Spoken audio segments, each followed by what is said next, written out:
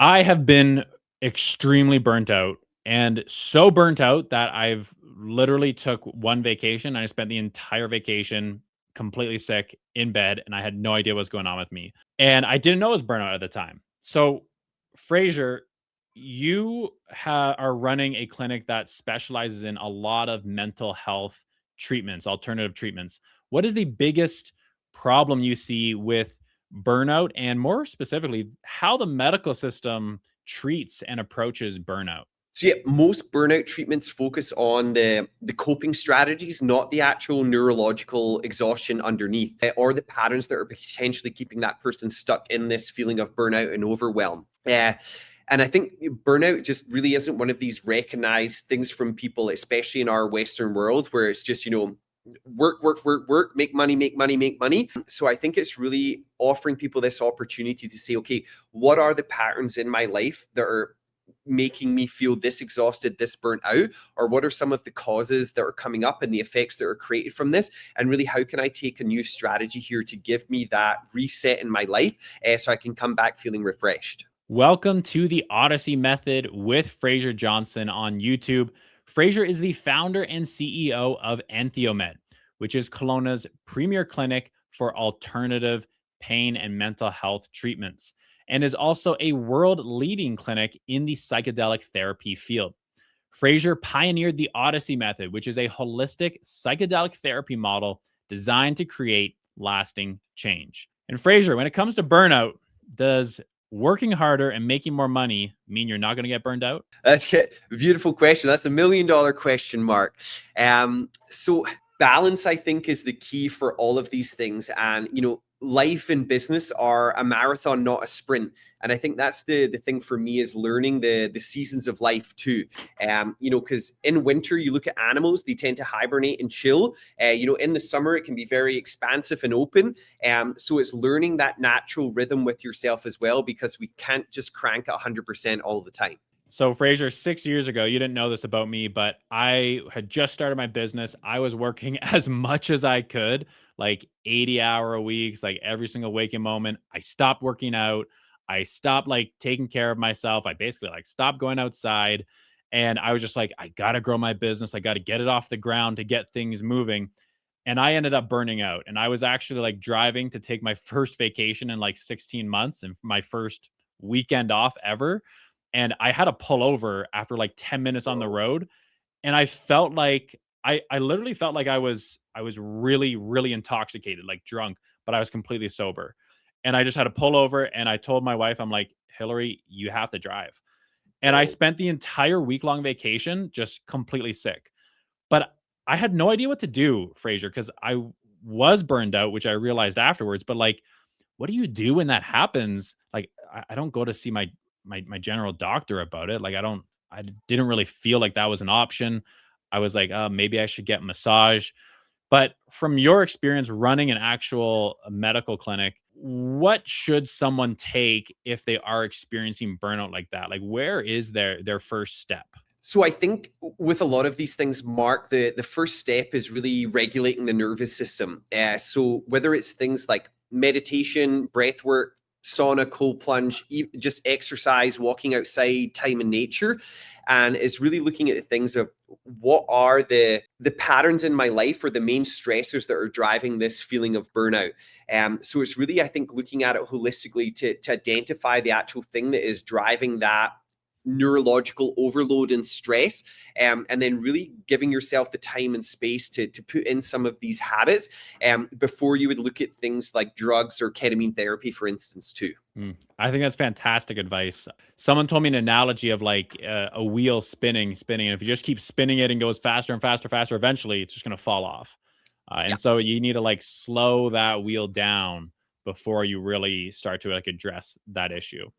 So let's say people have done that. They've started to do that self reflection, started to regulate their nervous system a little bit more, but that pattern just keeps building back, and I say this from a bit of personal experience.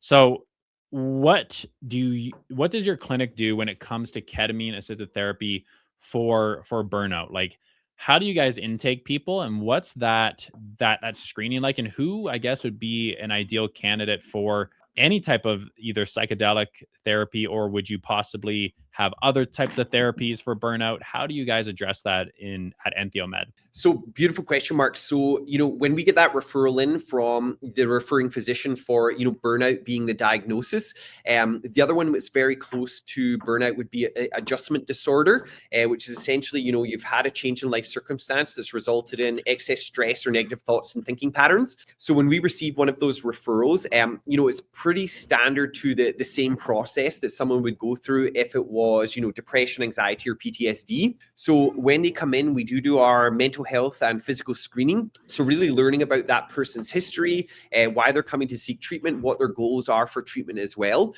And then during the process, they will get their preparation therapy. So really trying to understand some of the root causes there that might be going on with the burnout. And they also do get access to our app. So through our app, we do teach things like, breathwork, meditation, yoga, some somatic techniques in there to really help the person start to be able to ground in their body and calm their whole system down. And, for the ketamine treatment, they will have their eye shades, headphones, weighted blanket, and their nice big comfy recliner. And they will have that medical supervision there. So that's really that kind of hour and a half for the ketamine treatment itself is really that, reset button for that person's brain. Going into that kind of non-ordinary state of consciousness can really help people process things in a different way. And I almost say it's like the 10,000 foot overview. And they can really start to see some of the patterns or habits that have resulted in them feeling this way every day. So that's really the kind of big magic, is having that reset button treatment. And then afterwards, they will be able to sit down with the therapist to review what came up for them and then really how they want to move forward in their life and those new habits and behaviors that they're putting in place. Yeah, I think that's a really good way to go about it. Because I've been in certain therapy sessions as well, or especially around my periods of burnout. And I really felt like just traditional therapy, it just wasn't enough. And I stopped going because I was like, I feel like I was just like rehashing these like kind of traumatic, like overworked experiences. And I was like, I don't know if I just want to like rehash this out with a stranger. And so, yeah, I wasn't satisfied with it. So can you explain like this psychedelic, like if someone's never done any sort of psychedelic therapy before, what is that experience like with the ketamine assisted therapy for burnout? And first of all, Mark, thank you for sharing your experience there, because I've had the same thing in therapy. I feel it's very much like my frontal lobe analytical mind.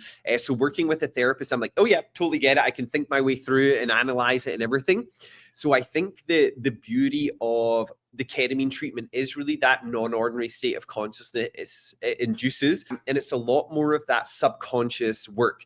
So psychedelics used to be called entheogens, which was kind of like God manifesting, mind manifesting within.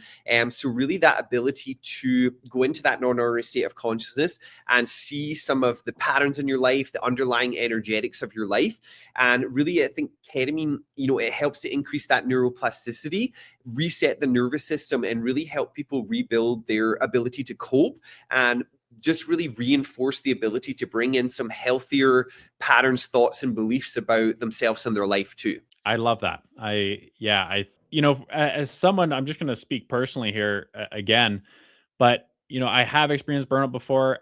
I feel like I could get back into there again, but I'm not at that point right now.